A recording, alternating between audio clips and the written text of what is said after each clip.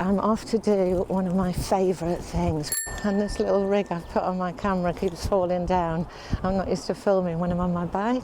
I'd only ever do this when I was on a cycling path, and when you get to the end of this, you'll know why.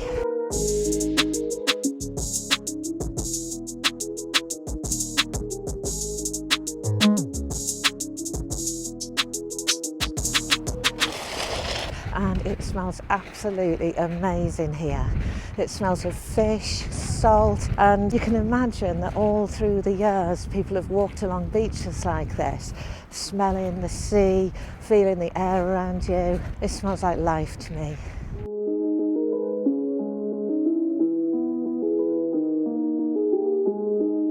"15 years ago, I couldn't smell the sea. I was out on my bike and had an accident, caused major head trauma, and that meant that the connections between the olfactory bulb, the centre of the brain that's involved in smell, reaching down into the nose, was sheared off. And part of my head injury was losing my sense of smell. This is called anosmia, and until recently, not many people had heard of it at all.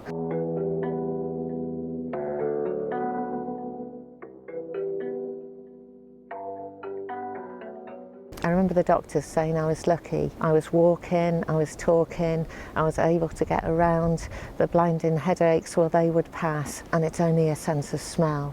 But you know what? Your sense of smell is far more important than you would ever think until you've lost it.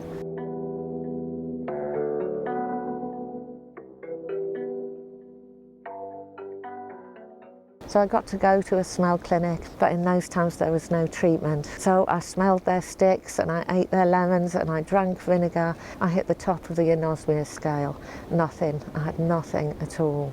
But still, most people didn't understand what it was like. I was worried in case I'd left the gas ring on and I wouldn't know. What if there was a fire? I wouldn't smell the smoke.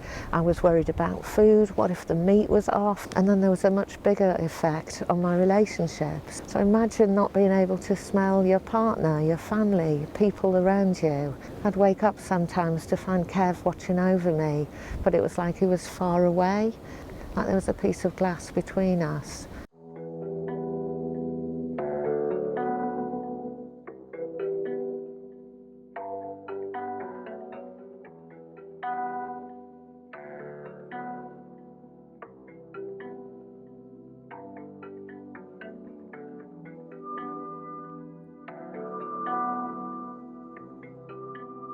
And then with the loss of my sense of smell, I also lost my sense of taste. And as a foodie, this was devastating to me.